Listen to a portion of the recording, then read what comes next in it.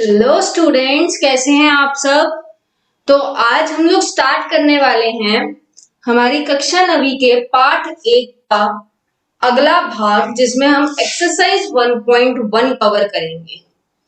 हमने इससे पहले इस चैप्टर की इस पाठ का हमने फर्स्ट पार्ट किया था। भाग 1 में हमने इसका परिचय जाना था।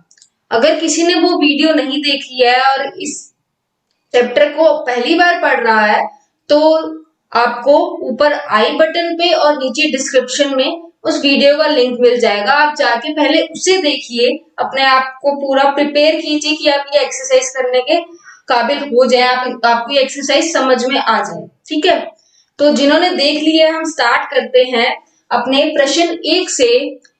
क्या कह रहा है, क्या शून्य एक परिमेय संख्या है? क्या शून्य एक परिमेय संख्या है? परिमेय संख्या क्या होती थी मैंने आपको बताया था। ठीक है, चलो आगे बढ़ते हैं। पहले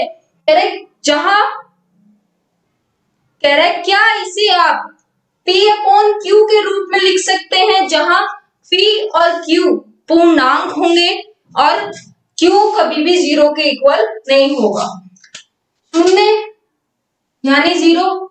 कह रहे क्या इसे हम परिमेय संख्या कह सकते हैं? क्या ये परिमेय संख्या है? और परिमेय संख्या होती क्या थी? जिनको हम P बाय Q के रूप में लिखते थे, जहां पे P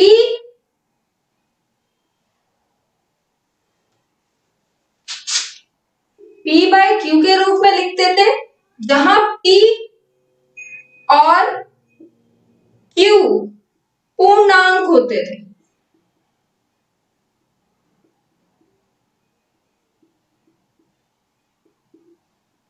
और Q कभी भी 0 के इक्वल नहीं होता था। अब बात आती है, चलिए ये तो डेफिनेशन मैंने आपको रिवाइज करवा दी। अब कह रहा है क्या 0 भी इस तरीके से लिखा जा सकता है? क्या शून्य भी इस तरीके से लिखा जा सकता है? तो इसका जवाब है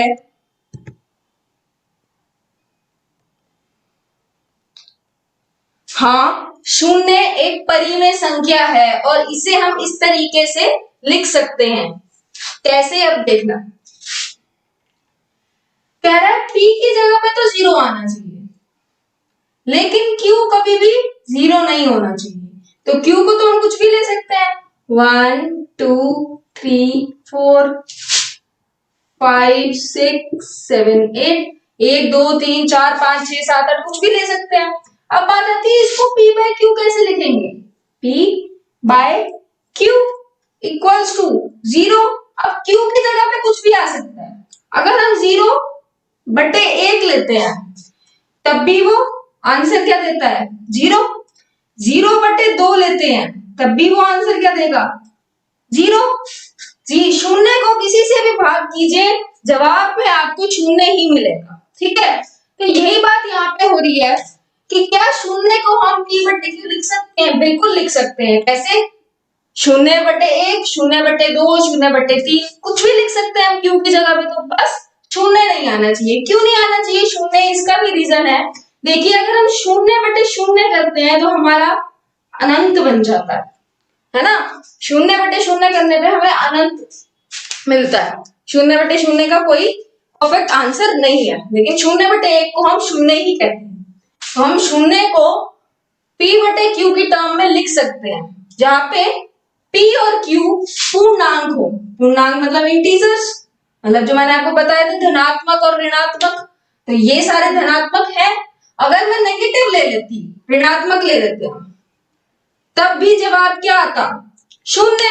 तो कहने का मतलब है कि हम शून्य को परिमेय संख्या कह सकते हैं। शून्य एक परिमेय संख्या है, इसका जवाब ये है। और उसके बाद आप यहाँ पे ये पूरा अपना प्रोसीजर लिख सकते हैं कि हम शून्य के नीचे कुछ भी लिखे, हमारा जवाब हमें शून्य ही मिलेगा। ठीक है, इसको पोज करके नोट डाउन कीजिए। आप नेक्स्ट क्वेश्चन पे चलते हैं।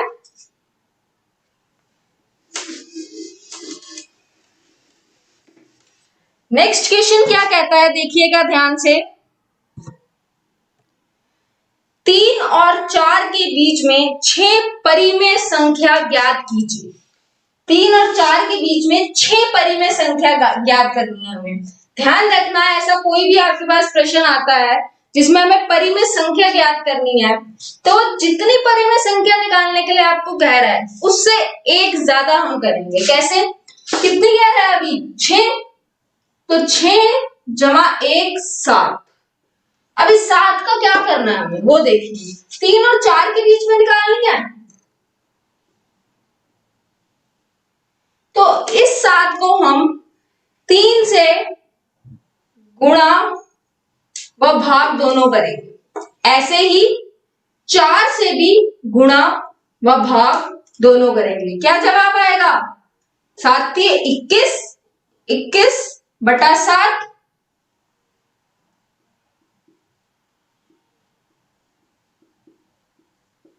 7 चौक 28, 28 बटा 7। अब ये मत कर देना, पहले तुमने गुणा और भाग कर दिया, उसके बाद जब जवाब आया तो दोबारा से उसको भाग करके 3 लिख दिया। हमने वो किया ही क्यों था? किया ही इसलिए था ताकि हम उसको इस तरीके से लिख सके। इस तरीके से क्यों लिखना था, बात ये आती है। इस तरीके से इसलिए लिखना था क्योंकि परिमेय संख्या क्या होती है? जो p बटे q में होती है, इसलिए हमें इसको p बटे q बना दिया। अब देखना कितने आराम से आपको इसके बीच में 6 परिमेय संख्याएं मिल जाएंगी। देखिए सबसे पहले 21 बटे 7 के बाद क्या आएगा?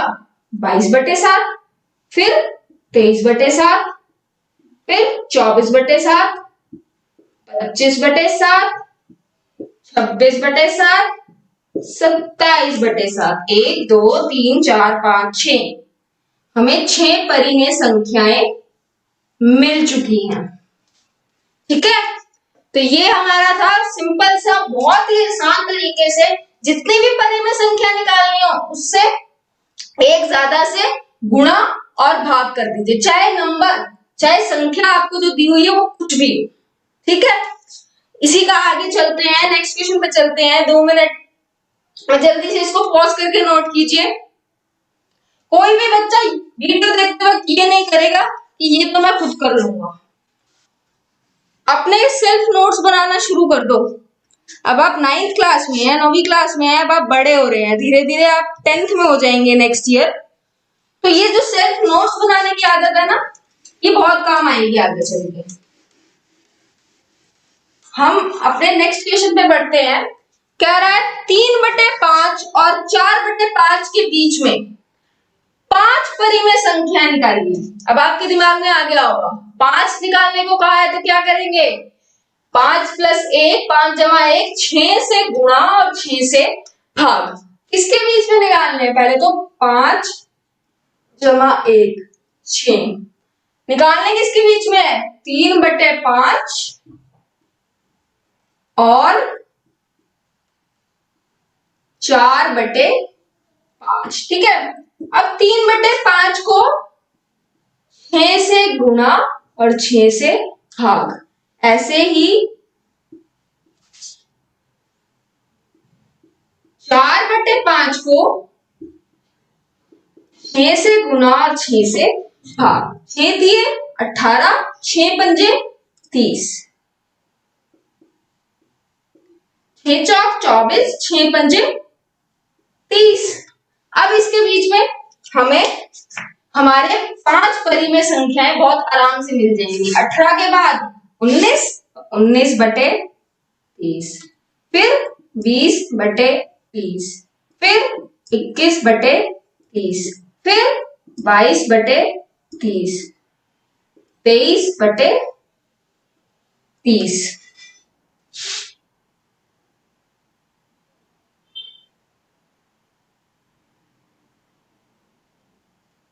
हो गई 1 2 3 4 5, 5 परिमेय संख्या हमें मिल चुकी है। तो पॉज कीजिए और नोट डाउन कीजिए, हम नेक्स्ट पे बढ़ते हैं। चलिए नेक्स्ट देखते हैं क्या है हमारा। कुछ कथन दिए गए हैं जिसे हमें बताना है कि वो सत्य है या असत्य है। जिन्होंने परिचय देखा है इस पाठ का, मैंने आपको एक चार्ट दिखाया था जिसमें हमने बताया था कि कौन सी संख्या के विभाजन में आती है। सबसे ऊपर था हमारा वास्तविक संख्या। चलो एक बार हल्की सी रिवीजन लेते हैं, ठीक है। पूरा नहीं लिखूंगी। वास्तविक संख्या, वास्तविक संख्या के भाग में क्या थे? अपरिमेय और परिमेय। फिर परिमेय के भाग में थे भागांक और पूर्ण संख्याएं। फिर पूर्ण के भाग में थी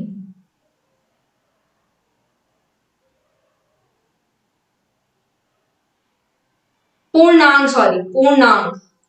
फिर पूर्णांक के भाग में थे पूर्ण और ऋणात्मक। फिर पूर्ण के भाग में थे एक शून्य और एक प्राकृत संख्याएं।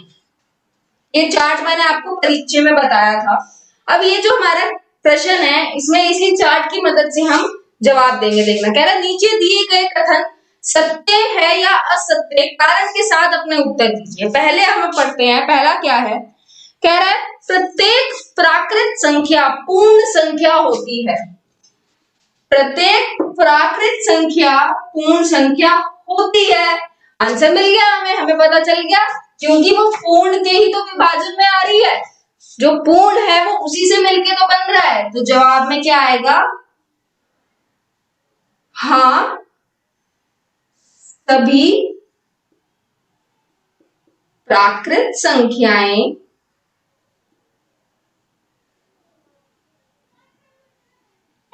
पूर्ण होती हैं। अब इसके जो इसने बोला है कि हमें वो दीजिए, क्या नाम है, अपना कारण दीजिए। तो कारण में लिखेंगे क्या? आपको तो ये पूरा चार्ट से आपको पता चल रहा है, मैंने आपको ट्रिक बताई। कारण में क्या लिखेंगे? देखिए पूर्ण किस किस से मिलके बन रहा है? शून्य और प्राकृत से। बस यहाँ पे लिख दीजिए पूर्ण जमा में 0 जमा प्राकृत। पूर्ण बराबर में 0 जमा प्राकृत। ये आपका रीजन हो जाएगा।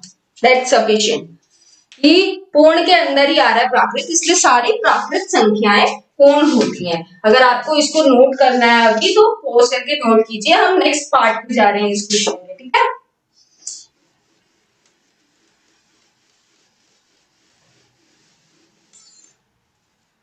नेक्स्ट पार्ट देखिए, कह रहा है प्रत्येक पूर्णांक एक पूर्ण संख्या है। आपने अभी अभी वो मैंने चार्ट रब कर दिया, रियली सॉरी, बट आपने नोट कर रखा है ये। तो क्या कह रहा है? प्रत्येक पूर्णांक एक पूर्ण संख्या है। पूर्णांक, चलो एक बार दोबारा से कर लेते हैं। पूर्णांक के क्या भाग थे? ऋणात्मक और पूर्ण। कहने का मतलब है सभी के सभी पूर्णांक में आ रहे हैं, लेकिन पूर्णांक पूर्ण में नहीं आ रहे। ऊपर से नीचे जाते, नीचे से ऊपर कभी नहीं आते। पूर्णांक का हिस्सा पूर्ण है, लेकिन पूर्ण का हिस्सा पूर्णांक नहीं है, इसलिए ये कथन असत्य है। प्रत्येक पूर्णांक एक पूर्ण संख्या नहीं होती। प्रत्येक पूर्णांक एक पूर्ण संख्या नहीं होती। इसका कारण आप क्या लिखेंगे? पहले तो लिख दीजिए असत्य, देन इसका कारण क्या लिखेंगे कि प्रत्येक पूर्णांक एक पूर्ण संख्या क्यों नहीं होती? क्योंकि पूर्णांक संख्याएं ऋणात्मक और पूर्ण को मिलाकर बनती है। तो पूर्णांक में ऋणात्मक भी आते हैं, इसलिए। ठीक है, चलिए इसको अगर आपको नोट करना है तो कर लीजिए। हम नेक्स्ट पार्ट पे बढ़ते हैं।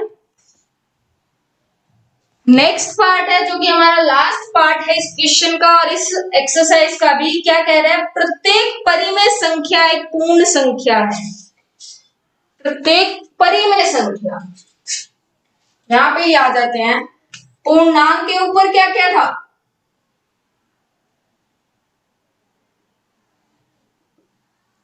भाग, और वो किसका हिस्सा था? परिमेय का।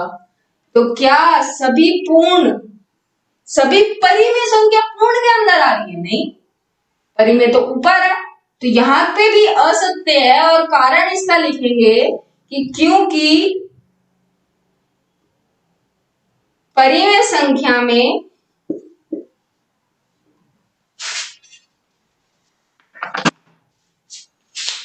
पूर्ण तो आ ही रहे हैं, लेकिन साथ में पूर्णांक भी तो आ रहे हैं। पूर्णांक आ रहे हैं तो इसका मतलब ऋणात्मक भी आ रहे हैं। समझे मेरी बात? तो जो ऊपर होता है वो नीचे वाले का हिस्सा नहीं हो सकता, लेकिन जो नीचे है वो ऊपर वाले का हिस्सा होता है।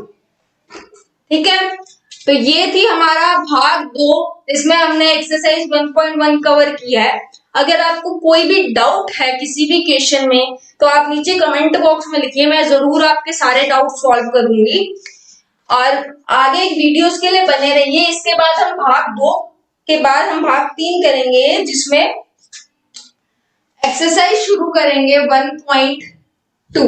और जिन्होंने परिचय ना देखा हो, पहले परिचय देख लेना कि अगर एक्सरसाइज आपने देख भी ली है तो आपको कुछ समझ नहीं आया होगा, जहां तक मुझे लगता है, तो एक बार वो परिचय वाली वीडियो देख लेना।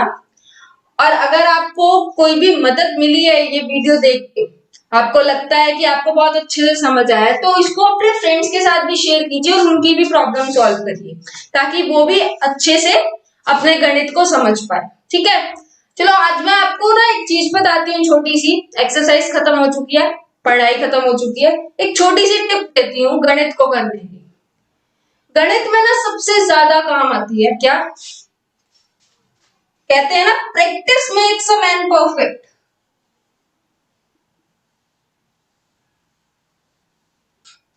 तो हमें मैथ्स का ना एक गोल्डन रूल है कि प्रैक्टिस प्रैक्टिस प्रैक्टिस। जितनी ज्यादा प्रैक्टिस करोगे उतनी ज्यादा आपको इंप्रूवमेंट दिखेगी, अपने अंदर सुधार दिखेगा कि हाँ आप अब करने लगे। देखो मैं ये अच्छी तरीके से समझती हूँ कि बहुत से बच्चे ऐसे भी हैं जो डरते हैं मैथ्स से, नहीं मैथ्स नहीं करना, बाकी सारे सब्जेक्ट टॉप कर लेंगे नहीं, लेकिन गणित नहीं करना। तो गणित का एक सिंपल सा रूल फॉलो करने लग जाओ, प्रैक्टिस प्रैक्टिस एंड प्रैक्टिस। इसके बाद आपको गणित इजी लगने लगेगा। ठीक है, हम मिलते हैं हमारी नेक्स्ट वीडियो के साथ। तब तक के लिए प्रैक्टिस कीजिए और प्रैक्टिस कीजिए। टाटा।